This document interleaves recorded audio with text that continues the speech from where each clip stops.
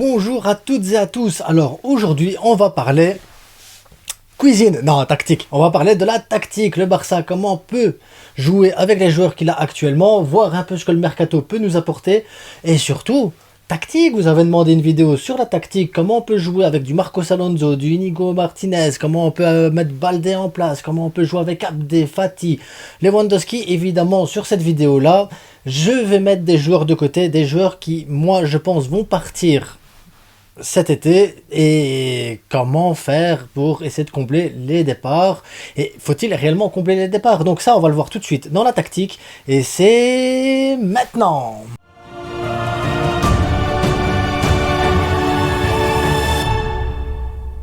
Donc, je tiens aussi à vous dire, abonnez-vous, likez, partagez, vous êtes nombreux à vous abonner en ce moment, et je vous en remercie énormément. N'oubliez pas, likez parce que vous le faites bien aussi, et je vous en remercie également. Et demain il y aura une vidéo Actu Barça, parce qu'il y a de l'actu entre caissiers et tout ça, mais vous en faites pas, ce sera demain pour l'Actu Barça. En attendant, aujourd'hui, tactique. Quelle tactique? Alors, pour commencer, je me suis mis sur un 4-3-3 classique, parce que oui, on a le 4-3-3 classique. On va mettre notre défense type, on la connaît tous la défense type: Baldé, Christensen, Araujo, là Koundé, Brozovic, parce que pour moi Brozovic c'est comme si c'était fait, Frenkie de Jong et Pedri. Oui, je mets Gundogan sur le côté pour l'instant. Dembélé, Lewandowski, Fati. Oui, Fati, parce que je sais que les gens ils pourraient me dire ouais mais Dembélé, mais Rafinha ici, comme ça on a vraiment... Non, je pense qu'à l'heure actuelle maintenant, pour la saison prochaine, il faut arrêter les bricolages. Ici, Dembélé, Rafinha, ici, Fati et Abdé. Ferran Torres, je le mets de côté, pour moi il va partir cet été-ci. Lewandowski, Roque Junior. On a pour le milieu de terrain maintenant, donc on a les choix entre Pedri, Gundogan, Gavi, Brozovic, Casado, Sergi Roberto, bon, il y a une offre dessus sur 3 millions du Qatar, pourrait partir éventuellement. Ensuite on a ici Koundé, personne d'autre, Araujo, Christensen, Baldé, Marcos Alonso, Inigo Martinez, Shadi Riyad, peut-être s'ils vont le faire monter un petit peu ou pas, on verra. En tout cas ici, si on joue en 4-3-3, avec Fati ici, en phase offensive, je dis bien en phase offensive, comment ça peut se passer? Donc on aurait un Dembélé qui colle la ligne, ça change pas. On aurait Robert Lewandowski qui irait à ce moment-là se mettre là ici devant le rectangle. Fati viendrait à ce moment-là doubler ici avec Lewandowski pour essayer d'apporter un surnombre. Et on aurait Baldé évidemment qui monte et qui colle la ligne. Ce qui fait que de son côté ici, Pedri ou Frenkie, Pedri, voilà, peut se positionner ici derrière. Brozovic qui viendrait ici. Et à ce moment-là, ben, Christensen, Araujo, Koundé. Ça, c'est la tactique qu'on peut utiliser en phase offensive. Et imaginons maintenant qu'on joue contre une équipe vraiment repliée. Vous savez, les genres d'équipes Cadix là, qui jouent en 5-4-1 ou l'Atlético Madrid en 5-5-0. Parce que ça arrive aussi qu'on joue contre des équipes qui font du 5-5-0. Il n'y a rien qui empêche à ce moment-là à Christensen de remonter ici. Tu enlèves Brozovic. Et à la place, tu mets Frenkie de Jong. Et là, tu fais monter Gundogan. Et à ce moment-là, tu aurais deux défenseurs uniquement. Et tu aurais ça ici comme schéma tactique. Avec évidemment, ben, ça jouerait plus haut. Et ça apporterait vraiment un surnombre. Ça, c'est le schéma tactique offensif. Où à ce moment-là, ben, Brozovic ne jouerait pas. Mais tu aurais à ce moment-là un Frenkie de Jong derrière pour couvrir avec Christensen. Christensen qui vraiment peut être bien pour la sortie de balle. Araujo, Koundé pour couvrir derrière. Et voilà. Un petit Pedri, un petit Gundogan, un Fati, un Robert Lewandowski, un Baldé qui colle la ligne, qui peut servir de piston parce que voilà, il peut revenir sur pied, Dembélé, voilà. Ça, pour moi, c'est la phase idéale dans laquelle il faut jouer. Maintenant, évidemment, on peut mettre Gundogan à la place de Pedri, on peut mettre Gundogan à la place de Frenkie, on peut mettre Gundogan à la place de Brozovic. Ça fonctionne. Il n'y a pas de souci. Même Christensen, si tu veux l'enlever pour mettre à ce moment-là un Gavi ou un truc ainsi pour apporter un surnom, mais que derrière Frenkie joue avec Gundogan pour apporter des longs ballons, c'est possible aussi. C'est ça qui est bien avec ce milieu de terrain qu'on a actuellement, c'est qu'on a des tas et des tas de possibilités pour jouer des phases offensives. Maintenant, Pourquoi je veux que le Barça il aille chercher un défenseur droit? C'est parce que ce qu'on fait ici avec Baldé, on peut pas le faire ici à droite avec Koundé. Vous allez me dire, ouais, mais c'est pas grave, parce que finalement, il prend bien sa place. Mais Dembélé n'est pas éternel. Dembélé, c'est le genre de joueur qui va jouer 3 mois sur 1 an, et quand il va revenir, il sera toujours dans le retour. Donc voilà, beaucoup de déchets. Donc maintenant, si on part sur une formation classique, le 4-3-3. Hop, hop. Donc, 4-3-3. Mais cette fois-ci, on met Rafinha de ce côté-ci. Donc, on aurait Rafinha, toujours Robert Lewandowski. À ce moment-là, je ne mettrai pas Fati, mais je mettrai Abdé directement. Ici, toujours le milieu de terrain, ben voilà, comme vous voulez. Hein. Franchement, ça fonctionne, on s'en fout. Hein. C'est comme vous voulez, mais Brozovic, ou Frenkie de Jong, Gundogan, Pedri, Gavi, ça peut être... voilà, on s'en fout. Le milieu de terrain, très franchement, on s'en fout un petit peu, parce que le milieu de terrain, il est de grande qualité. Et ça, c'est bien, parce qu'on peut jouer avec n'importe qui au milieu de terrain. Et alors à ce moment-là, ici à droite, il nous faut absolument un défenseur droit. Ici, il y a Cancelo. Je suis pas fan, mais voilà, on va faire avec l'idée qu'il y aura Cancelo.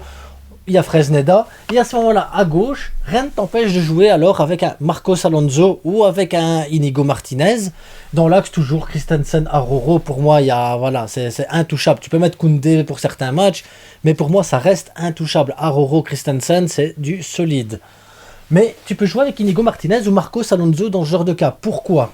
Parce qu'à ce moment-là, c'est l'effet inverse. Donc, Robert Lewandowski, Rafinha qui vient ici aux côtés de Robert Lewandowski, comme ça, il peut jouer dans l'axe, distribuer et frapper directement plus proche du rectangle.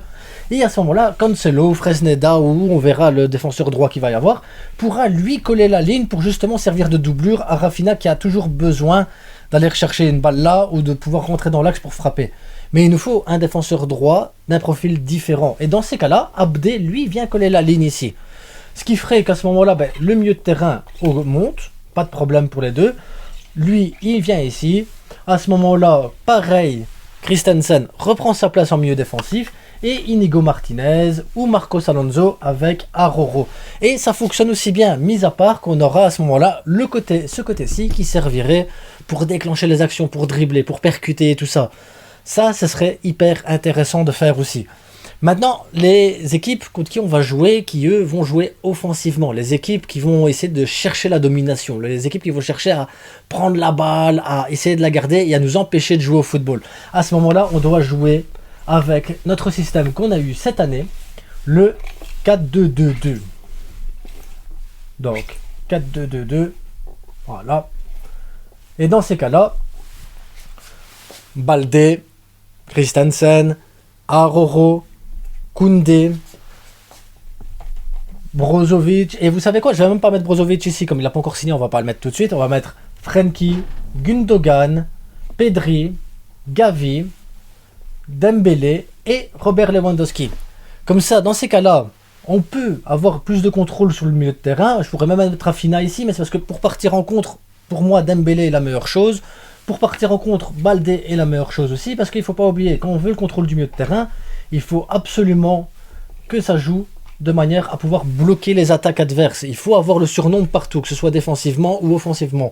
Et dans ces cas-là, tu peux partir toujours avec ton milieu, et Dembélé qui partirait directement coller la ligne, Robert Lewandowski qui prend la profondeur, Baldé qui s'échappe directement, et à ce moment-là, ton milieu de terrain hyper dominateur. Donc, un Gundogan, un Gavi qui vient presser ici et qui vient prendre les demi-espaces d'office, c'est son rôle.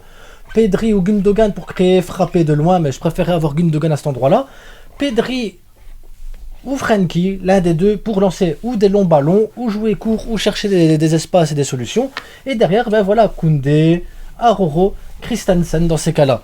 Ça pourrait partir en contre assez rapidement. Ça veut dire qu'on a une équipe qui peut ou partir en contre, une équipe qui peut ou dominer. On peut jouer dans différents formats avec 4 milieux de terrain. On peut jouer directement avec des attaques sur le flanc gauche, que ce soit Baldé, Abdé. À droite, le défenseur droit qui nous manque, mais tu as Dembélé aussi pour faire la percussion sur ce côté-là. Tu as la capacité d'avoir un milieu de terrain très dominateur, une défense solide de chez solide. On l'a vu la saison passée, la meilleure défense d'Europe, elle était là, et elle a toujours été présente, et a toujours répondu présent.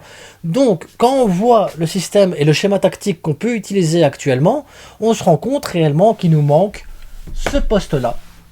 C'est indéniable, il manque quelqu'un à ce poste-là.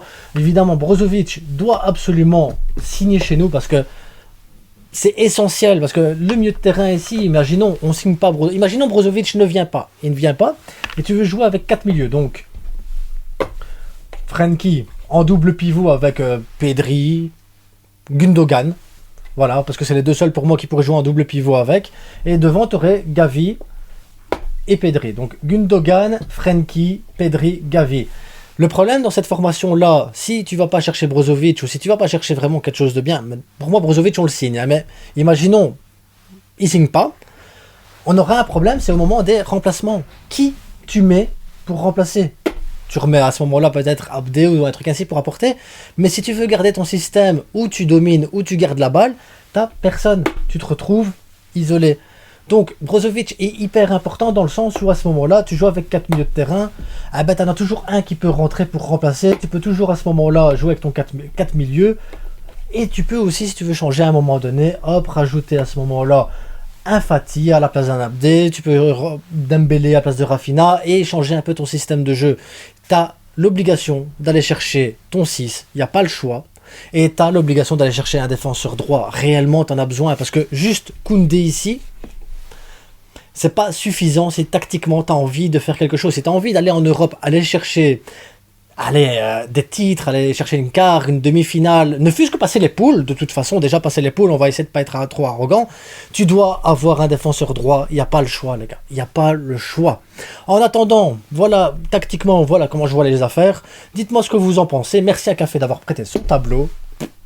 Et en attendant les gars, abonnez-vous, likez, partagez. Et on se retrouve demain pour de l'actu Barça parce qu'il y a vraiment beaucoup d'actu. Entre le sponsor 100 millions, entre Kessie, entre Ferran qui a des offres, entre... il y a trop de choses les gars. Le fair play financier qui vient de changer. Les possibilités, Brozovic va avoir une offre, l'Inter attend le 1er juillet. Enfin, il y a trop de choses, trop de choses. Donc demain, on va avoir une grosse vidéo actu Barça qui va faire entre 10 et 15 minutes. Mais il n'y a pas le choix. Il se passe trop de choses les gars. Allez, ciao!